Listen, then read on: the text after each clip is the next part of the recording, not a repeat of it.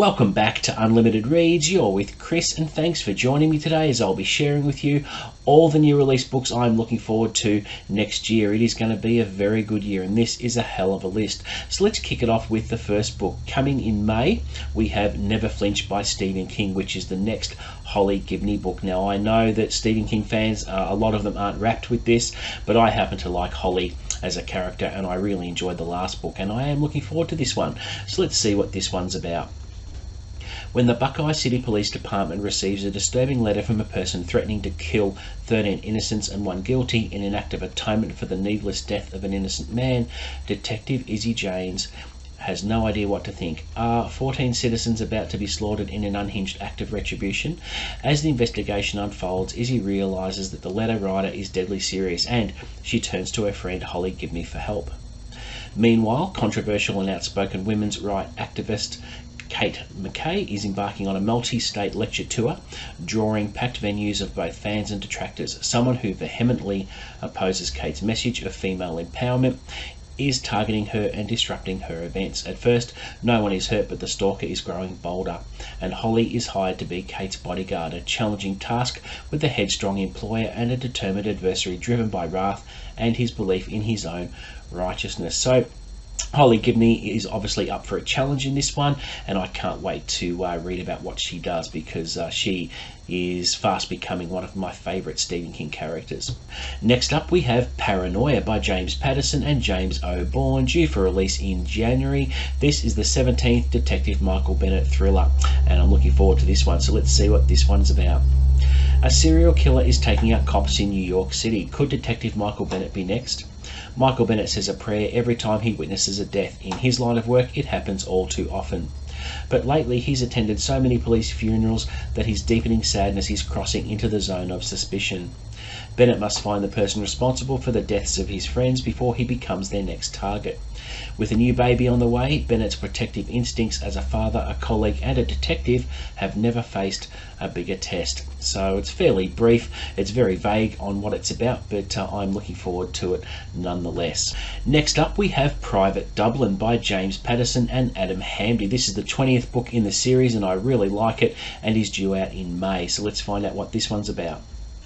In LA, a star-studded movie premiere descends into chaos when a shooter opens fire on the crowd. The culprit escapes and boards a plane to Dublin, Ireland. Jack Morgan, the head of the world's largest private detective agency, is at the premiere, and his partner Justine is badly wounded in the shooting. Following the gunman to Dublin, Jack soon realises that this is much bigger than a single shooter. What Jack thought was a random act of violence was actually a targeted attempt on his life. To ensure the safety of those he loves most, Jack must find the person who is so intent on his downfall and eliminate them once and for all. I can't help wondering if the shooter might be his twin brother. I've said this before about the series, that I am really craving a final confrontation between Jack and his twin brother, because we haven't seen the two interact since earlier in the series, and I really think there needs to be some sort of climax to their ongoing rivalry, but I don't know. But it sounds pretty good anyway, and I am highly anticipating that one. Next up, we have Going Home in the Dark by Dean Koontz. This is also being released in May. Let's find out what this one's about. As kids, our casts Rebecca, Bobby, Spencer and Emmy were inseparable friends in the idyllic town of Maple Grove. 3 left to pursue lofty dreams and achieve them. 1, Emmy, never left. When he falls into a coma, his 3 amigos feel an urgent need to return home. Don't they remember people lapsing into comas back then? And those people always awoke, didn't they? After 2 decades, not a lot has changed in Maple Grove, especially Emmy's obnoxious, scary mother. But Rebecca, Bobby and Spencer begin to remember a hulking, murderous figure and weirdness piled on mystery that they were made to forget. As Emmy sinks deeper into the darkness, something strange awaits any friend who tries to save him. For Rebecca, Bobby and Spencer, time is running out to remember the terrors of the past in a perfect town where nothing is what it seems. For Maple Grove, it's a chance to have the 4 amigos, as they once called themselves, back in its grasp. Quite intriguing. It sounds like it's going to have a different tone from Koontz's recent books, because they're not as scary as such, but I think This sounds like it's going to have a very scary element to it, which is very, very intriguing. So, yeah, looking forward to that one. Next, we have With a Vengeance by Riley Sager, which is due out in June. Let's find out what this one's about. One train, no stops, a deadly game of survival and revenge. In 1942, 6 people destroyed Anna Matheson's family. 12 years later, she's ready for retribution. Under false pretenses, Anna has lured those responsible for her family's downfall onto a luxury train from Philly to Chicago, an overnight journey of 14 hours. Her goal? Confront the people who have wronged her, get them to confess their crimes, and deliver them into the hands of authorities waiting at the end of the line. Justice will at last be served. But Anna's plan is quickly derailed by the murder of one of the passengers. As the train barrels through the night, it becomes clear that someone else on board is enacting their own form of revenge, and that they won't stop until everyone else is dead. With time running out before the train reaches its destination, Anna is forced to hunt the killer in their midst, whilst protecting the people she hates the most. In order to destroy her enemies, she must first save them, even though if it means putting her own life at risk. Sounds really, really cool, and if it's based on what I've read of Riley Sager's at the moment, it should be gripping and should have a hell of a twist or multiple twists at the end. Can't wait for that one. Next we have The Tenant by Frida McFadden, and this one's due out in May as well. May is going to be such a great month for my reading, let me tell you. Let's see what this one's about. There's no place like home. Blake Porter is riding high until he's not. Fired abruptly from his job as a VP of marketing and unable to make the mortgage payments on the new brownstone that he shares with his fiancée, he's desperate to make ends meet. Enter Whitney, beautiful, charming, down to earth and looking for a room to rent. She's exactly what Blake's looking for, or is she? Because something isn't quite right, the neighbours start treating Blake differently. The smell of decay permeates his home, no matter how hard he scrubs. Strange noises jar him awake in the middle of the night, and soon Blake fears someone knows his darkest secrets. Danger lives right at home, and by the time Blake realises it, it'll be far too late. The trap is already set. Already I'm intrigued. I love Frida McFadden's writing. She's always reliable and has multiple twists in her book, so this one is going to be fantastic. I can't wait for it.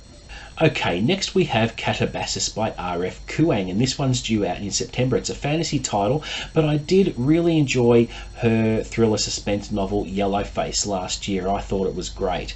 So this one, not much is known about it. It's just a very, very brief synopsis, so here it goes. Catabasis, noun ancient Greek, the story of a hero's descent to the underworld. 2 academic rivals from Cambridge must travel to hell to rescue the soul of their advisor. Getting there was easy. Surviving it and each other is another thing entirely. So not much to go on, but a lot of people like R.F. Kuang's writing, and yeah, I'm intrigued by this one, and yeah, can't wait to get stuck in. Up next is one I've been raving about on the channel, and I cannot wait for this. It's due out in August, and that is The End of the World as We Know It. Now, as soon as I say that title, and you're welcome in advance for the earworm here, it automatically triggers the song In Your Head by REM. It's a very iconic song, and this one is a Stephen King sanctioned anthology of stories set in the Stand universe. I just can't wait for this one. It's 800 pages long, and it's going to be penned by very well-known writers. It is compiled by Brian Keane and Christopher Golden. It has Stephen King's blessing to have all these stories within, and I've said it before and I'll say it again that I can't wait to see if there are recurring characters in this weighty tome, and I have actually pre-ordered my copy already because it's probably one of the most anticipated books of next year for me, and I have preached about this book on the channel. I've done a couple of videos on it. I have given the plot summary and cover reveal, and I've also done the table of contents where it lists every story by each author. So if you haven't checked out those videos, be sure to, because it is really, really exciting stuff, and yeah, can't wait for it. Up next we have Terminal Velocity by M.P. Woodward, the next Jack Ryan Jr. novel. I really enjoyed M.P. Woodward's Shadow State from earlier this year. It was a fantastic book, and I can't wait for this one. Let's see what this is about. A series of savage murders in the United States seems unrelated until the FBI makes a shocking discovery. A decade ago, all of the murder victims were involved in a raid that killed an Al-Qaeda leader. Mary Pat Foley, the Director of National Intelligence, turns to the campers for simultaneous help with two problems. One part of the group must find the mole in the US government who is feeding intel to the current terrorist leaders. Meanwhile, campus agent Midas will lead a small team into Tajikistan to find and neutralise these terrorists. Jack Ryan Jr.'s job is to supply Midas and his team with intel from outside the terrorists' region of Central Asia. But when the team is captured, only Jack is in position to save them, even if it is one man against an army of terrorists. So I don't need to tell you how much I'm looking forward to that one. And finally, I have Isles of the Ember Dark by Brandon Sanderson, which is due in May, which is a Cosmere novel. I'm not quite sure if it's novel or novella, I'm not quite sure, but this one sounds really good. The ones above are starting to grow impatient and want to build an installation to breed and collect AVR on one of the first of the Sun's islands. Vathi and Dusk are trying to figure out how to delay their progress and are also dealing with people from another world, likely Roshar. Dusk realises that the people of the First of the Sun are hopelessly outmatched and decides to go through Padgy's Eye, the perpendicularity on the island of Patchy, to try to enlist help. So looking forward to that one. Hopefully by then I will be completely caught up with my Cosmere reading. I do have Yumi and the Nightmare Painter to read, The Sunlit Man, and the non-Cosmere related book, The Frugal Wizard's Guide to Medieval England. So that is it for my anticipated list for books I'm looking forward to next year. Thank you very much for watching. Let me know in the comments below what you're looking forward to most next year from your favourite authors. But until the next video, guys, happy reading.